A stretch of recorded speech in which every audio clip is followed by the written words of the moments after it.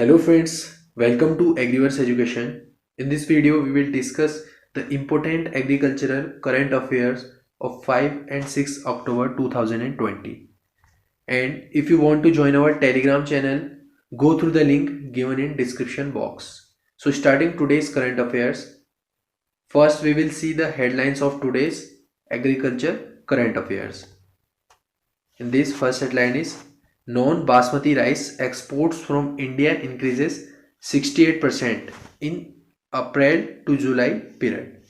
Second headline is government offers marketing support to states that implement one district, one product plan. Next headline is government buys 5.73 lakh ton of paddy at minimum support price in last 8 days. And last headline is 50% more earnings for farmer via e-चौपाल says ITC. सो यहाँ भी हमने जितने भी headlines को discuss किया सभी के बारे में हम डिटेल में जानेंगे आने वाली स्लाइड्स पर। और ये इन सभी एग्रीकल्चर न्यूज़ेस से बहुत सारे क्वेश्चंस निकल के आएंगे जो हमारे एग्जाम के प्रोस्पेक्टिव से बहुत ही ज़्यादा रिलेवेंट है, इसलिए वीडियो पर बने रहिए। तो शुरुआत करते हैं आज के करंट अफेयर्स की। इसमें पहला करंट अफेयर्स है non basmati rice exports from India increases 68% in April to July period. ये तो पहले के जो 4 मंथ थे इस फाइनेंशियल ईयर के, इसमें इंडिया ने एक्सपोर्ट कर चुके हैं 2.99 million tons of non basmati rice. पिछले साल से अगर हम इसे कंपेयर करें तो पिछले साल से 1.78 मिलियन टन्स हाई है। और अर्निंग की बात करें तो इस साल का जो फॉरेन एक्सचेंज रहा हमारा नॉन बासमती राइस का वो रहा 8,903 करोड़ रुपए और पिछले साल था ये 4,816 करोड़। अब इसके पीछे का कारण क्या बताया जा रहा है? जो नॉन बासमती राइस का मेजर एक्सपोर्टर है थाईलैंड, इस बार वहाँ ड्रॉट की कंडीशन आई थी जिसके चलते वहाँ की प्रोडक्शन और प्रोडक्टिविटी पर बहुत इफेक्ट पड़ा। थाईलैंड राइस एक्सपोर्टर एसोसिएशन इन्होंने रिसेंटली अपने एक्सपोर्ट को कट किया बाय 13% और इन्होंने टारगेट रखा था 7.5 मिलियन टन्स का, जो कि अभी इन्होंने 6.5 मिलियन टन्स का कर दिया है। और दूसरी बात, जो इंडियन राइस है वो थाईलैंड के राइस से थोड़ा सस्ता है, सस्ता $100 पर टन, इतना सस्ता है थाईलैंड के राइस से। अब फाइनेंशियल ईयर 2019 की बात करें तो इंडिया का जो एक्सपोर्ट था agricultural and processed food products था वो था टोटल $US में 38.49 बिलियंस। और उस टाइम जो टॉप कमोडिटीज थी एग्रीकल्चर की, पहली कमोडिटी थी हमारी बासमती राइस जिसका शेयर था या हम कहें फॉरेन एक्सचेंज था $4.71 बिलियंस। और दूसरे नंबर पे जो दूसरी कमोडिटी थी बफलो मीट और इसका फॉरेन एक्सचेंज था $US में 3.58 बिलियंस। और नॉन बासमती राइस का एक्सचेंज था $3 बिलियंस। अब आते हैं अगले करंट अफेयर्स में जो है government offers marketing support to state that implement one district one product plan. अब इंडिया में कुछ ऐसे डिस्ट्रिक्ट्स हैं जहां वन डिस्ट्रिक्ट वन प्रोडक्ट का रूल फॉलो किया जाता है। जैसे यूपी के स्टेट में बहुत सारे डिस्ट्रिक्ट्स हैं में वन डिस्ट्रिक्ट वन प्रोडक्ट का प्लान शुरू किया गया है। तो अब सेंट्रल गवर्नमेंट ने इस प्लान को एक्सटेंड करने की सोची है कि उस डिस्ट्रिक्ट के प्रोड्यूसर और उनके प्रोडक्ट को प्रमोट किया जाए। एक गवर्नमेंट के ऑफिशियल ने कहा कि food products that are rich in nutritious ragi can be developed in Karnataka, mustard in Rajasthan, sunflower in Tamil Nadu. Similarly there are many districts that have GI crops like chilli in Guntur and Alphonso mangoes from Ratnagiri.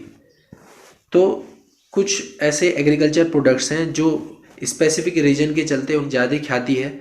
जैसे GI tag crop के बारे में हम बात करें तो किसी particular reason के लिए GI टैग उनको मिल चुका है और उन डिस्ट्रिक्ट को एम्फेसिस दिया जाएगा इस प्लान के अंडर। अभी तक अगर हम देखें तो अगर हम 540 डिस्ट्रिक्ट का डाटा देखें जहां one district one product plan चलाया जा रहा है, उनमें से 100 में से भी ज़्यादा डिस्ट्रिक्ट में GI टैग क्रॉप्स पाई जाती हैं। और इन्हीं चीज़ों को देखते हुए सेंट्रल गवर्नमेंट ने ये डिसीजन लिया कि वन डिस्ट्रिक्ट वन प्रोडक्ट को अब एक्सटेंड किया जाएगा। अगली न्यूज़ पे आते हैं। Government buys 5.73 lakh tonne of paddy at minimum support price in last 8 days. Recently Sunday के दिन सेंटर ने अनाउंस किया कि 5.7 लाख टन ऑफ पैडी जिसका प्राइस 1082 करोड़ रुपए था उसको परचेज कर चुके हैं मिनिमम सपोर्ट प्राइस पे। और मैं बताना चाहूँगा कि इस साल का जो खरीफ सीजन पैडी की प्रोक्योरमेंट था वो शुरू हो चुका था हमारे 26 सितंबर से, और इसकी शुरुआत की गई थी हमारे सबसे पहले पंजाब और हरियाणा से। बात करें करंट ईयर में हमारा पैडी का एमएसपी कितना रखा गया था। जो कॉमन ग्रेड की पैडी वैरायटी थी उसके लिए जो एमएसपी रखा गया था वो था 1868 रुपये पर क्विंटल, और दूसरी जगह जो हमारे ए ग्रेड की वैरायटी थी उसका एमएसपी रखा गया था 1888 पर क्विंटल। चलिए, तो इस साल के पैडी के प्रोक्योरमेंट की बात होगी। अब हम थोड़ा एमएसपी के बारे में जान लेते हैं। एमएसपी यानी कि मिनिमम सपोर्ट प्राइस, इसको कैलकुलेट किया जाता है A2 प्लस FL मेथड के द्वारा। अभी के लिए बस ये इतना याद रखिए कि ये मेथड A2 प्लस FL है। इसमें मैं आगे आने वाले लेक्चर्स में एक सेपरेट वीडियो बना दूंगा जिसमें डिटेल इन्फॉर्मेशन होगी एमएसपी के बारे में, तो उसमें ये सारी चीज़ें मैं एक्सप्लेन कर दूंगा। और एमएसपी के अंदर टोटल 23 क्रॉप्स आती हैं। अगली बात, जो एमएसपी है इसको रिकमेंड और कैलकुलेट किया जाता है हमारा CACP यानी कि commission on agricultural cost and price के द्वारा, जिसको सेट किया गया था 1965 में। और लास्ट फाइनली इसको डिसीजन या हम कह रहे हैं इसको अप्रूवल दिया जाता है गवर्नमेंट ऑफ इंडिया के द्वारा। गवर्नमेंट ऑफ इंडिया के अंडर भी जो हमारी cabinet committee on economic affairs होती है वो इसको फाइनली अप्रूव करती है एमएसपी को। अब हम कुछ क्रॉप्स के बारे में जान लेते हैं कि कुछ क्रॉप्स हैं उनका प्रोक्योरमेंट कौन कौन करती हैं। जैसे राइस और व्हीट का FCI यानी कि फूड कॉर्पोरेशन ऑफ इंडिया करती है। कॉटन का CCI यानी कि cotton corporation of India. Oil seed crops का NAFED। जूट का जूट कॉर्पोरेशन ऑफ इंडिया द्वारा प्रोक्योरमेंट किया जाता है। अब जैसे शुगर केन क्रॉप्स होती हैं उनके केस में एक FRP सेट किए रहते हैं जिसको हम फेयर एंड रिन्यूमरेटिव प्राइस बोलते हैं। तो इसका प्रोक्योरमेंट किया जाता है different sugar mills present in our country. अब आते हैं आज के लास्ट करंट अफेयर्स पे, जो है 50% more earning for farmers via e Choupal says ITC। बताना चाहूँगा थोड़ा ई चौपाल के बारे में। जो ई चौपाल इनिशिएटिव है ये चलाया जाता है ITC के द्वारा।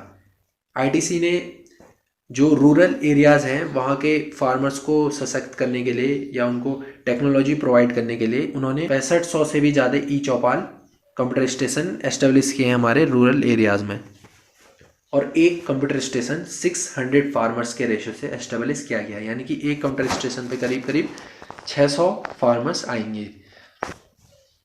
और इस कंप्यूटर स्टेशन से जो हम बोल रहे हैं ई चौपाल से फार्मर्स इंफॉर्मेशन ले सकता है, नई टेक्नोलॉजी से लेकर मार्केटिंग, सप्लाईज और एग्रीकल्चर प्रैक्टिसेस, वेदर रिपोर्ट, ये सारी जानकारी उस ई चौपाल से फार्मर्स ले सकते हैं। तो न्यूज़ में क्या है, न्यूज़ में ये कहा गया है कि ई चौपाल है, ई चौपाल से फार्मर्स 50% मोर अर्निंग कर सकते हैं by using direct sourcing of agri products. और ITC sources more than 3 million tons of agri items from 225 regions in 22 states, of which around 66% is through e-Chopal. Throughout the year, ITC has been interacting with farmers by means of e-Chopal to produce excellent wheat, potato, fruit, milk, vegetable and coffee. तो ये काफ़ी अच्छा initiative है ITC के द्वारा, जिसमें farmers को different information provide करी जाती है कंप्यूटर स्टेशंस के द्वारा। ITC लिमिटेड यानी कि जिसको हम पहले इंडियन टोबैको कंपनी लिमिटेड के नाम से जानते थे, ये एक कंज्यूमर प्रोडक्ट और एग्री बिजनेस का एक बहुत बड़ा हब है जिसमें बहुत सारे प्रोडक्ट्स की trading, marketing, packaging service, production, ये सारी चीज़ें करी जाती हैं। और ये मेनली फेमस है for their production of cigarettes, specially papers, food products and packaging services.